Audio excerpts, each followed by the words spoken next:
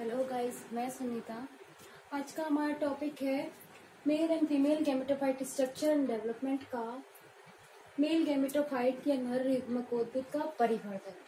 हमने इससे पहले लघु बीजाणु या माइक्रोस्पोरोजेनेसिस देखा था, पॉलिनियम देखा था, कैसे हम निकालते हैं, क्या होता है। आज हम देखेंगे कि जो नर युग्मक होता है वो कैसे बनता है, या नर युग्मक जनन या फिर मेल गैमेटोजेनेसिस क्या होता है। तो नर युग्मकोद्भिद का परिवर्तन या नर युग्मकोद्भिद का डेवलपमेंट जो होता है, लघु बीजाणु जो माइक्रोस्पोर बनते हैं वो 4 की फॉर्म में बनते हैं। 4 जो फॉर्म में बनते हैं और टेट्राड में व्यवस्थित होते हैं, कैलोज द्वारा जुड़े होते हैं, जैसे कि टेपिटम कैलेज एंजाइम सिक्रेट करके उनको अलग करता है। जैसे ही टेपिटम कैलेज एंजाइम से वो अलग होते हैं तो लघु बीजाणु 4 लघु बीजाणु चारों अलग हो जाते हैं। जैसे ही वो अलग होते हैं तो उनमें फटाफट से वृद्धि होती है और अपना आकार जो है वो बढ़ाते हैं। आकार में बढ़ाने के बाद है ना, लघु बीजाणु या माइक्रोस्पोर अपना शेप साइज सब कुछ बढ़ा देते हैं और फिर उसके बाद में नर युग्मकोद्भिद या मेल गैमेटोफाइट जो है वो प्रोसेस बनना स्टार्ट होता है। इसी प्रोसेस को यानी कि माइक्रोस्पोर से मेल गैमेटोफाइट या लघु बीजाणु से नर युग्मकोद्भिद का जो डेवलपमेंट होता है उसे हम क्या कहते हैं, युग्मक जनन या गैमेटोजेनेसिस। यानी कि ये प्रोसेस जो होती है माइक्रोस्पोर से मेल गैमेटोफाइट बनने की, उसे हम क्या कहते हैं, गैमेटोजेनेसिस कहते हैं। अब नर युग्मक जनन जो है उसमें क्या होता है, परागकण। माइक्रोस्पोर अलग होते ही उसके बाहर एक एक्साइन लेयर बन जाती है, उसी जो नया बना है उसे हम क्या कहते हैं, परागकण कहते हैं।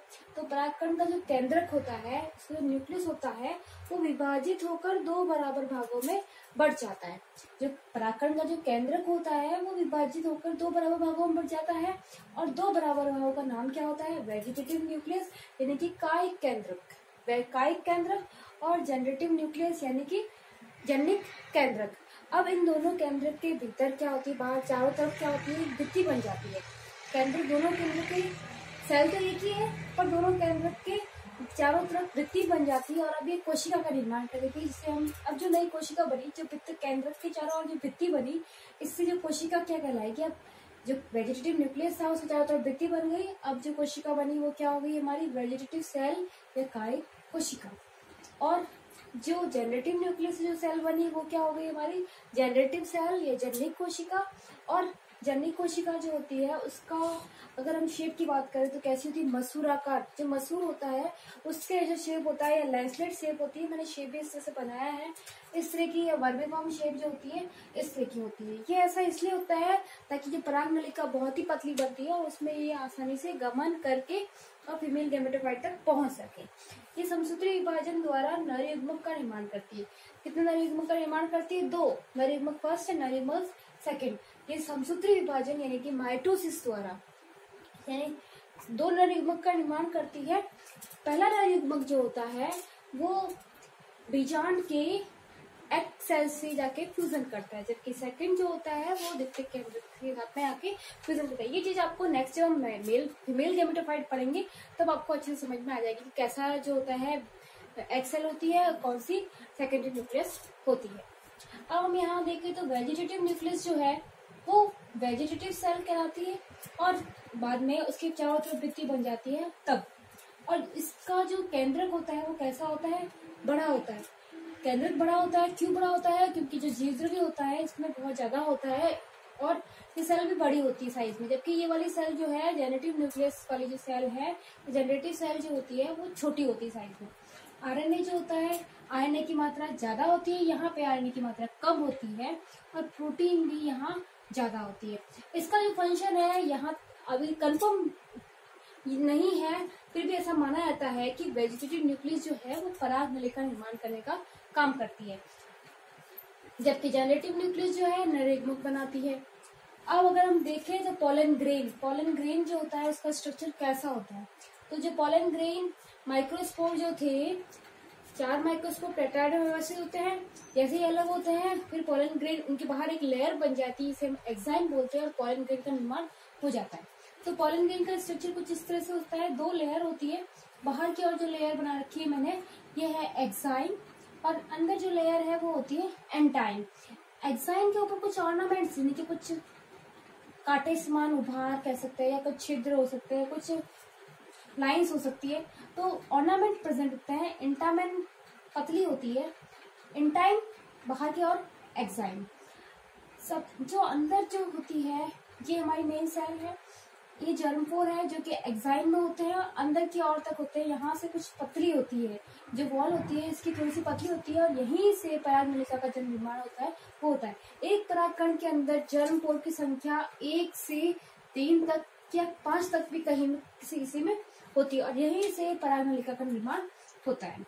ये जो है हमारा रिक्तिका है, या हम कहते हैं इसे वैक्यूल है, और ये केंद्रक है। यही केंद्रक आगे जाके दो सेल में, दो न्यूक्लियस में बढ़ जाता है। इससे वेजिटेटिव न्यूक्लियस और जनरेटिव न्यूक्लियस, और इन्हीं से ही वेजिटेटिव सेल और जनरेटिव सेल बनती है। एक बार इसको ध्यान से देखिएगा। मैं जो इसके सारे पार्ट्स है उसको पॉइंट वाइज बताना चाहती हूँ। तो सबसे बाहर वाली जो लेयर होती है वो होती है हमारी एक्साइन। यह मोटी होती है, खुरदरी होती है, और विभिन्न प्रकार के अलंकरण, जैसा मैंने पहले ही बताया था, कांटे समान कुछ अलंकरण पाए जाते हैं, कुछ ऑर्नामेंट्स पाए जाते हैं। और इस पर विशेष रासायनिक पदार्थ स्पोरोपोलिनिन पाया जाता है। इसी कारण इसका भौतिक और जैविक अपघटन आसानी से नहीं होता। देखो, इसीलिए ही तो हमारे परागकण जो होते हैं वो प्रतिरोधी बनते हैं। बाहर चौर पर छोटे छिद्र होते हैं, जिसे कि हम क्या कहते हैं, जर्म पोर कहते हैं, जो मैंने कि आपको यहाँ बता रखे हैं। इंटाइन सेकंड है। इंटाइन ये अंदर वाली जो परत होती है वो होती है कोमल होती है, झिल्लीनुमा होती है, जो पैक्टीन एवं सेल्यूलोज द्वारा निर्मित होती है, जो पैक्टीन और सेल्यूलोज की बनी हुई होती है। कुछ कीट या अनेक कीट परागित परागकणों की सतह पर पोलन किट पाया जाता है, यानी कि जो इंसेक्ट से परागित होते हैं, या इंसेक्ट किसी परागकण को एक पौधे से दूसरे पौधे की ओर ले आते हैं, तो उनमें पोलन किट पाया जाता है, जिससे कि परागकणों का रंग चिपचिप रंग होता है, चिपचिपापन होता है, और उसमें विशिष्ट प्रकार की गंध होती है। इसी पदार्थ के कारण होती है। पोलन किट टैपिटम द्वारा बनाई जाती है। अब फंक्शन ऑफ पोलन किट। देखो, पोलन किट का फंक्शन क्या क्या है। एक तो पोलन किट का फंक्शन ऑफ पोलन किट का फंक्शन ये होता है कि कीटों को अपनी ओर अट्रैक्ट करना, यानी कि अट्रैक्ट इंसेक्ट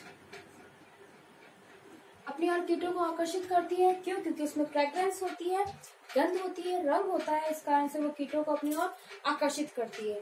चिपचिपे होने के कारण वो कीटों पर चिपक जाती है, यानी कि चिपचिपे होने के कारण कीटों पर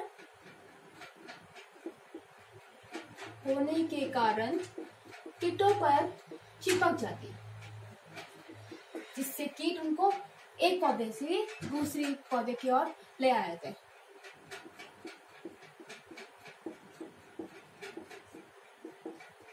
देखो, जब हमने टैपिटम पढ़ा था, हमने फंक्शन में ये भी देखा था कि पोलन किट का फॉर्मेशन कौन करता है, टैपिटम लेयर, जो कि परागकोश की सबसे अंदर वाली भित्ति जो होती है वो होती है। और पोलन किट का एक फंक्शन और भी होता है कि यूवी रेज से क्या करती है, इसकी प्रोटेक्ट करती है। यूवी रेज से जो परागकण होते हैं उनको उनकी रक्षा करती है। तो यूवी रेज प्रोटेक्ट करने का काम करती है, या यूवी रेज से परागकणों को बचाती है। कुछ टैपिटम और परागकण यहाँ जो बाहर ऑर्नामेंट्स है, जो बाहर छिद्र है, वहां पर फिलअप हो जाते हैं, बढ़ जाते हैं।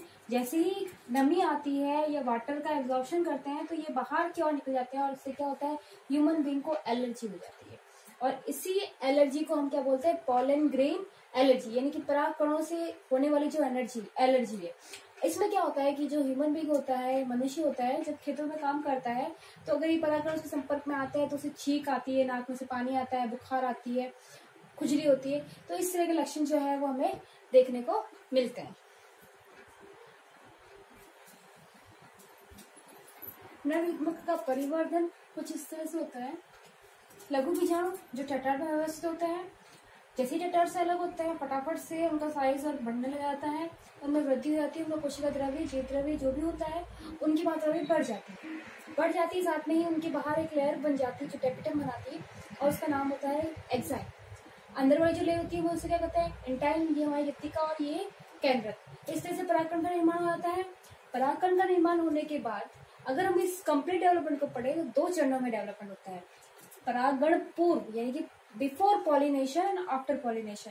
तो यहाँ तक की प्रोसेस बिफोर पॉलिनेशन है, यानी कि ये वर्तिकाग्र पे जाके गिरे नहीं है, ये परागकोश के तक की ही सीमित है। अब आगे हम देखें तो परागकण जो है ये जर्मपोर है, जहाँ से कि पराग नलिका का निर्माण होता है। ये 1 से 3 या 5 तक भी कहीं किसी किसी में होती है। तो ये सेल वापस विभाजन हो जाती है। ये जो केंद्रक था विभाजन होकर 2 भागों में बढ़ जाता है, वेजिटेटिव सेल और जनरेटिव सेल। वेजिटेटिव सेल कायिक कोशिका कहलाती है, जनरेटिव सेल जन्य कोशिका कहलाती है। और ये जो है वो हमारे जर्मपोर है, ये एक्साइन और ये इंटाइन। अब कायिक कोशिका तो क्या होती है कि ऐसा माना जाता है कि ये क्या करती है, पोलन ट्यूब निर्माण में सहायता करती है। पोलन ट्यूब या पराग नलिका का निर्माण करती है, जबकि जनरेटिव सेल आगे जाके विभाजन हो जाता है, उसमें समसूत्री विभाजन द्वारा 2 कोशिकाओं का निर्माण करती है, जिसे कि हम नर युग्मकोद्भिद कहते हैं। जैसे ही ये जो हमारा परागकण है, इस तरह की संरचना जैसे ही किसी पौधे की, ये हमारी वर्तिका और ये परागकोश, यहाँ से स्फुटित हुआ परागकोश जैसे ही इस पे पहुंचा तो इस अवस्था में पहुंचेगा। इसे हम क्या बोलेंगे, द्विकोशिक अवस्था। द्विकोशिक अवस्था इसलिए बोला क्योंकि देखो 2 न्यूक्लियस है, 2 कोशिकाएं है, वेजिटेटिव सेल, जनरेटिव सेल। तो ये जो द्विकोशिक अवस्था में परागकण जो होता है वो परागण के लिए पहुंचता है, या तो किसी कीट द्वारा लाया गया तभी वो इसी अवस्था में पहुंचेगा यहाँ पे। और ये पहुंचते ही जैसे ही इसके ऊपर पहुंचा तो इसके ऊपर ऐसे पदार्थ लगे हुए होते हैं जिससे कि इसे चिपक जाता है। चिपकते ही ये केमिकल से द्वारा इसमें जो रिएक्शन है वो स्टार्ट हो जाती है और ये एक्टिव हो जाता है। इस जो जर्मपोर है यहाँ से एक्साइन लेयर भी पतली होती है, और जहाँ जहाँ जर्मपोर प्रेजेंट होते हैं वहाँ से एक्साइन लेयर पतली होती है, और वहां से ही जो है पोलन ट्यूब का फॉर्मेशन होता है। अब पोलन ट्यूब जो होती है वो 1 से 3 जितने जर्मपोर होते हैं उतनी ही बन सकती है, और एक भी बन सकती है। जो सबसे लंबी पोलन ट्यूब होती है उससे ही फर्टिलाइजेशन जो है वो होता है। तो पोलन ट्यूब बनी, कौन बनाना था, हमारी वेजिटेटिव सेल पोलन ट्यूब बनाएगी, और जो जनरेटिव सेल है वो ऐसी ही रहेगी। अब जैसे पोलन ट्यूब लंबी होगी तो जनरेटिव सेल भी पोलन ट्यूब के अंदर आ जाएगी।